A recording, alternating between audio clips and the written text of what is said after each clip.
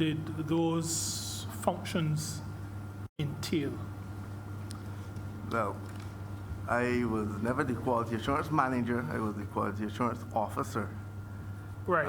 I'm asking, what did those, when you were acting as quality assurance officer, what did those duties entail? I have the description here, if I could read it. Sorry, okay.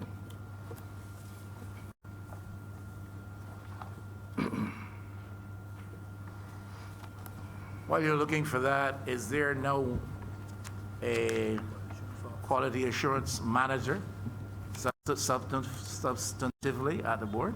No, sir. All right. The quality assurance officer, his specific job duties and responsibilities: assists with the licensing and inspection of vehicles, prepares and monitors service rotors for vehicles, assists in checking vehicles for defects, prepares reports as required, prepares rosters and vacation for clerks, vehicle inspectors, and fleet attendants, assists in checking the analysis of invoices from UCAL, assists in liaising with the board service providers to ensure that all reported defects are addressed and repaired to the manufacturer's specifications, perform any other related duties.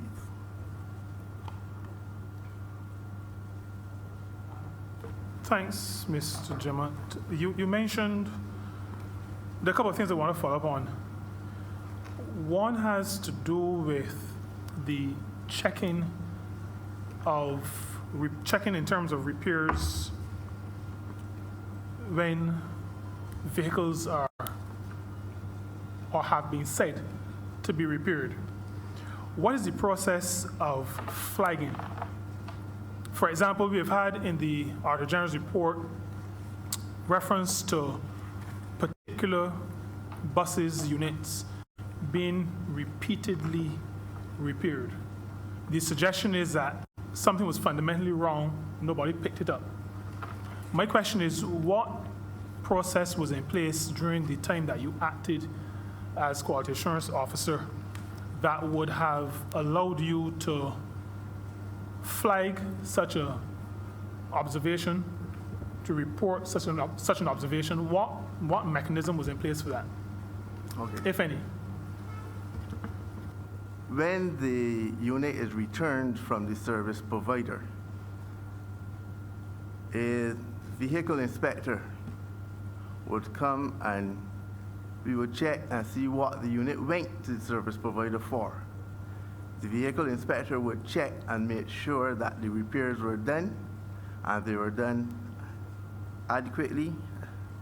And once that was established, you would tell the clerk on duty, it will go on that it is ready for the road. It will go on a finish sheet, and it will be entered into a finish book for that job sheet that it was sent to be repaired for. Then it would be turned over to operations, who would come and sign a turnover book, time, date, operations supervisor, and the vehicle inspector or clerk handing over the bus to the operations for use on the road. So was there a procedure in place that would bring to the attention of the operations department, as an example, or the accounting department, that a particular unit kept showing up, cleared, back on the road, then some weeks later showing up again? Was there any procedure in place that would allow that to be flagged? I don't know about before, because I was in Spikestown for 3 years prior to coming to ACT in March this year. But currently, we have a system in place. Anytime a bus has a defect, it's checked, and it has to go to a service provider. It's the duty of the inspector inspector and the clerks to check the system before and see the memos that were previous to see if it was a return or something of that nature. And if such is the case, it will be flagged. We have a little section in the system with notes, and you would put a note, type a note in there, and it will also notify the person in charge of the quality assurance department or senior vehicle inspector, and we would take it from there. All right, thanks very much for that. You mentioned the second thing I said there were two things. The second thing you spoke to was that, I think you actually read it, that one of your duties was to check, in that period acting as the quality assurance officer, checking invoices from UCAL. Is there any reason, or was there any reason, why only UCAL is identified? No, I think at the time that these duties were drawn up, it was only UCAL that was in place. But basically, we checked, when it came on, we were to check all the service providers, the invoices from all the service providers. The invoices were coming, we would check the system. The system is called Magneto system. We check the Magneto. Magneto, okay. Yeah. The clerks would be the first to check the system. They will enter the information into the system. Then it will go and it will be checked again, and eventually it will come to the, once everything is okay, because you will check the amount of hours they charge per job against standard rates that we have for jobs, certain jobs. So you will check against that. You will check that the description of the job is what was, it corresponds with what was in the system. Then eventually it will come up to the quality assurance officer, who would check again. And once everything is okay, you will sign off, and then eventually it will go over to the accounts department. Was there any process in place? Let me ask it a different way. Against what did you check the invoices that came from UCAL or any other service provider? What was it that you were checking the invoice before you against? The job sheet number in the system, the description of the job or jobs in the system, the hourly rates, or the amount of hours, that we will allot to a job, because they were charged maybe 4 hours, 6, 1 hour per job, depends on the job. The amount must tally and correct, should be correct, and I think that was it, the completion date. No, the reason why I was asking those questions, the matter of multiple invoices for the same job, I'm just wondering how that could have happened. Because before they're paid, somebody does some checking.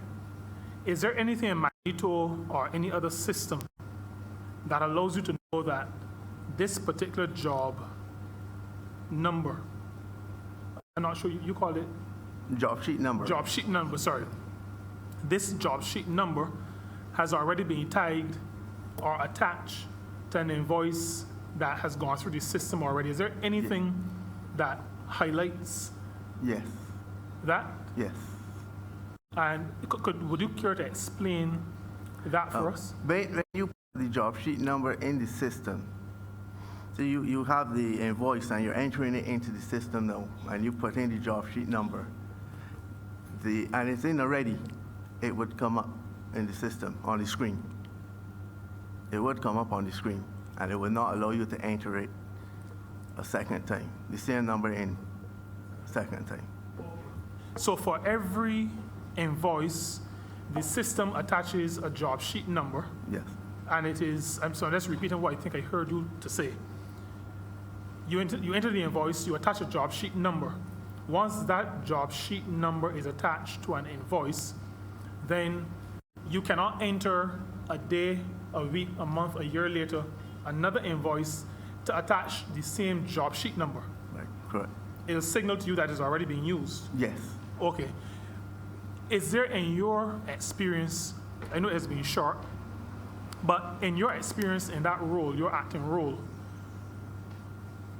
any situation system-wise that would allow for an invoice to be paid for the same job multiple times? Not during my time as the QA or quality assurance officer. No, not during my time.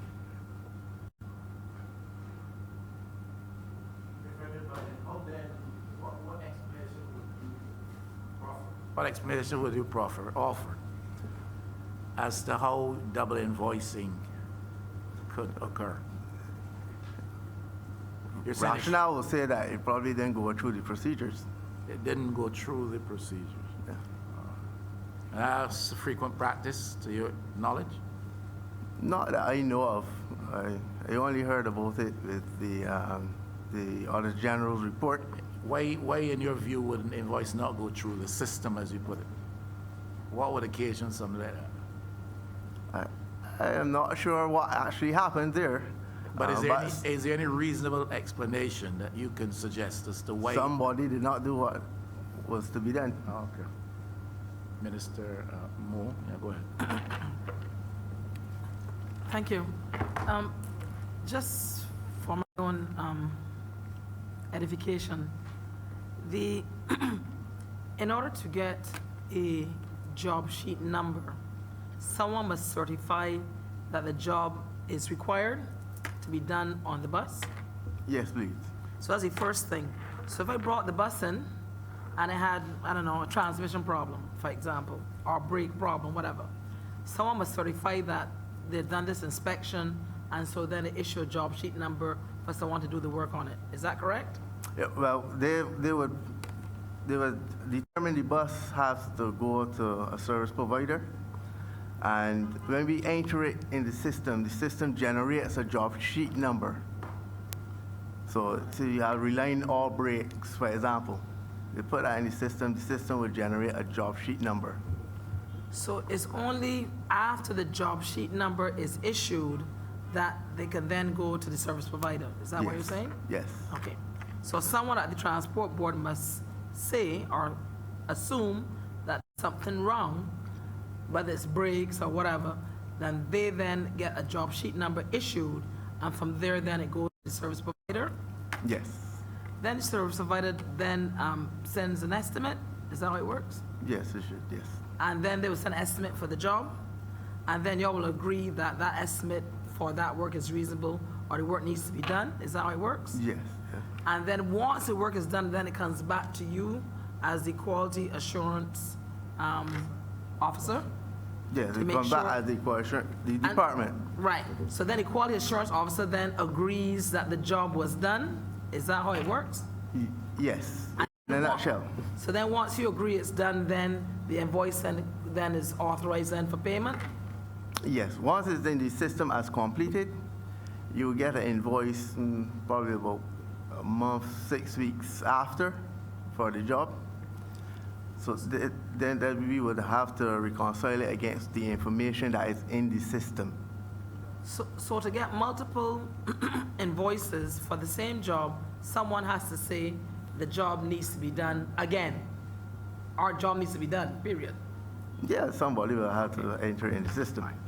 Now, that's my first question. My second question is, I think I may have missed it. How long did you say you were the quality assurance officer? From when to when? March the 17th, What year? 2019, this year. Just Yeah. so you only been there for this year? Yeah, 6 weeks. So you were not there before? I was in Spikestone for 3 years before that, but I was at various depots from time I went to Transport Board in 2000. So when you were at Spikestown, you were not in the position of within the quality assurance department? Yes, I was still a vehicle inspector, but I was located at Spikestown. So your vehicles too would then go through the same identical process? Yes. So regardless of where the depot, which depot the bus was in, it goes through the identical process? Yes. And my last question is, in the Auditor General's report, it said that the quality assurance personnel indicated that a reconditioned transmission should last approximately, there's no certainty in these things, but at least 2 years. And that was the exact comment, at least 2 years. Do you agree with that? Yes, it should. Okay, that's it for me for now. Thank you very much. And I just have a couple of questions. You came on as the quality assurance officer, you said March 17th, 2019. Correct. So then we would have had something like 9 months so far of you in the job. Yeah, well, I was there for the 6 weeks, and then I went down to the second position. Yeah. But Just yeah, under a that year. was nine. Right, okay.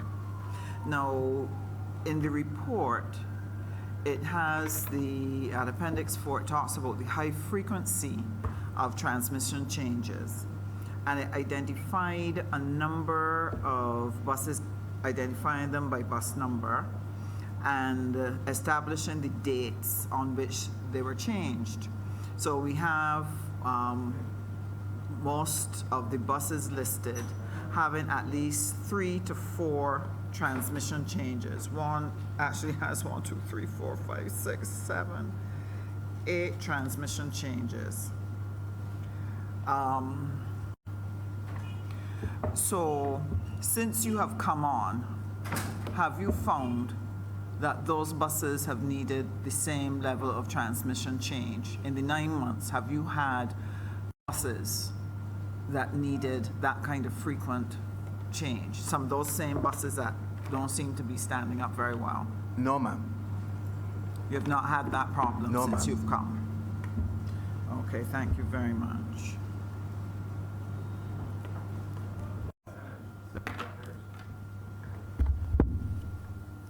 During the period that when you would have acted as quality control officer, Quality assurance officer. quality assurance officer, were there any instances where you queried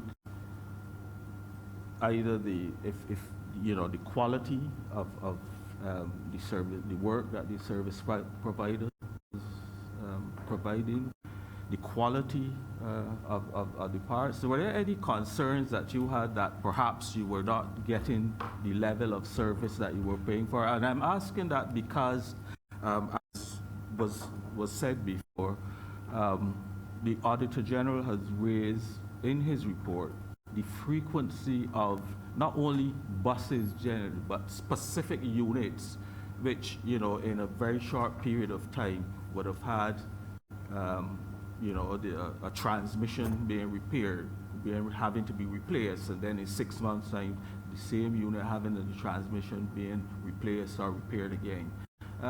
Was there any concerns about the quality of service provided or parts? Once or twice, we had some concerns, but we pretty much had them worked out. When we did our investigations and spoke with the service providers. Were they ever, raised with management for, any reports done which went off to the board, for example, so that the board would be aware of these particular issues? That you know? Well, we had a concern about the servicing of the transmissions in particular. And since we took over, we have instituted a service program for the transmissions.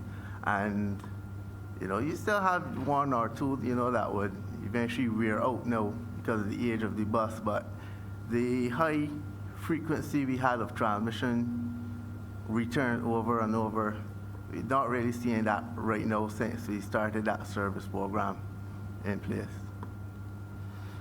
The issue was raised a little earlier, in fact, at the beginning, in relation to the over invoicing. I don't want to go back. You don't want to go back through that again. But I'm just asking, in terms of the procedure which you went through for us just now. I know hindsight is 2020, but looking back on it, are there any things you think that could have been done differently to improve the system so that we don't, going forward, you don't end up with a system whereby that, double invoices can be avoided, or something in place to mitigate against that, or to strengthen the system? Yes, we have noted and asked for certain additional functionalities to be put into the Magneto system, and we're actually in progress of having added in a sign-off by the actual vehicle inspector on the jobs. If you put in the same job within a certain time frame, it gives you alert in the system. We've been normally, right now we have to manually check, but for the system to automatically issue an alert, we've asked for these functionalities to be put in place, and they're actually working on it right now. You have, is there a asset register? I am not sure. You have to ask the that finance. keeps track of all of the units and the various bits of other assets of the authority. Yeah, I assume the finance department would have that. But you're not aware. Not that I know of. Okay. Yes, another question, Mr. Jamot. The Magneto program, would you know how long that was in place? From Months, years? I think about years, 2013. Okay. Yeah, somewhere around that time. A question about the boards, and given that you're a vehicle inspector substantively, the board has a procedure that speaks to the estimated number of days, well, no, sorry, not days, I think it's kilometers, however you pronounce it, the frequency of servicing, because it's recognized that buses do a lot of driving, and it's sometimes very challenging situations. The Auditor General asserts that based on his department's investigation, that this procedure wasn't followed. So rather than every 28 days, sometimes it went almost 100 days over. I think on average, the average number of days rather than being 28 was 129. So 4 times more than the average. From your perspective, any reason why that would have been the case? Why buses were not being serviced at the frequency that the board's operating procedure recommended that they be serviced? Well, from what I understood at the time, but I was just a vehicle inspector at the time, but it was a finance problem. It was a money issue in terms of parts and servicing.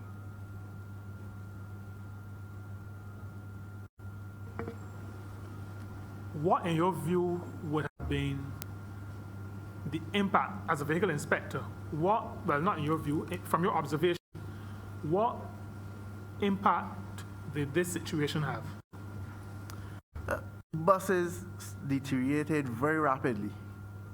You had a lot of breakdowns on the road. You see a lot of wear and tear on the units over a period of time in observation. Just deterioration, rapid deterioration. And with those breakdown of buses, what was the board's response? I'm asking a specific question. If the bus breaks down, what happened? You try to repair it once parts and allow. So on regular, you didn't have the parts available. And when you ask a question, it was basically money. No, you referred just now to the finance department, so I understand you're not a finance person. Did it come up in any discussion that money might have been the issue for the servicing not taking place with the frequency that the servicing should have taken place at, causing breakdowns, sometimes buses not being repaired because of lack of money for parts? Did it come up in discussion that a situation like that meant that the board then could not earn money? In other words, the board earns money by buses being on the road, picking up passengers and taking their fare. If you don't have money to buy parts, so I'm talking about the fact that we were kind of like, the transport board trying to catch its tail, so to speak, in circles. Did that ever come up in any meetings, conversations that you would be part of, official meetings and conversations? Well, at the time, I wasn't in anything official conversations, but in general, probably staff meetings within the department, yes, it came up regularly. What kind of response did you get from your superiors? Because that is something that you kind of put up to the level above you. What kind of response did you get from them? There just is no money.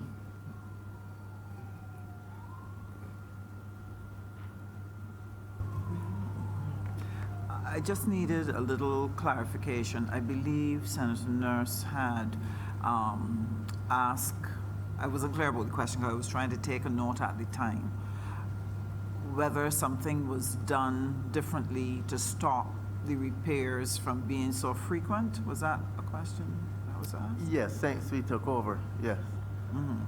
And your response was? We changed the servicing times on the vehicles, and we also added a service program for the transmissions, changing filters and fluid, that sort of stuff. Question.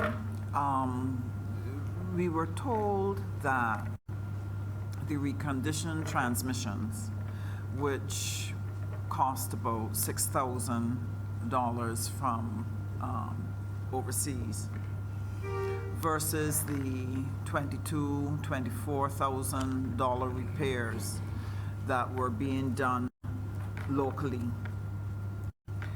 When we asked the question, why, having discovered that there were $6,000 reconditioned transmissions, which would last you 2 years, why these were not bought rather than staying with spending $22,000 twice a year? We were told that there was no money.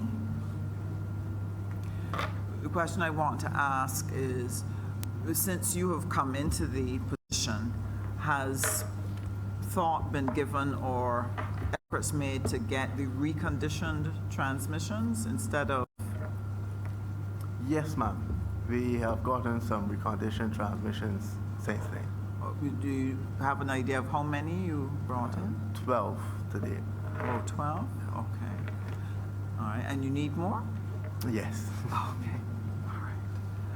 Good, thank you. Sorry.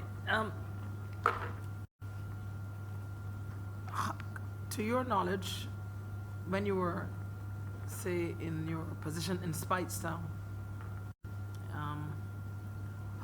there are many different service providers. How did you all select the service provider that you would send the bus to, given the issue or problem with the bus? Was there a particular methodology used to select who it was sent to, or was selection done by someone else? Was it done by your department?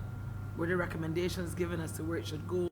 Can you perhaps just clarify or elucidate a little more on that process? Unfortunately, all I can tell you is that selection was done by the management of the department. If you checked a bus as a vehicle inspector and you found that the problem with the, for example, the transmission, you will notify the management of the department, and they will get back to you and tell you where to send the bus, where to take the bus with service provider. So you all never gave recommendations as to where you thought the bus should go, given the nature of the issue that was ever done? We always give recommendations, but the management made their decisions. And currently now, because you're no longer in Speightstown, you're now, I guess, here in St. Michael. Yeah. So how, is that process any different? Or is it still selected by management, or do you all make recommendations, or what happens? Well, generally a discussion among the hierarchy of the department and probably the person who actually checked the bus. And we will look at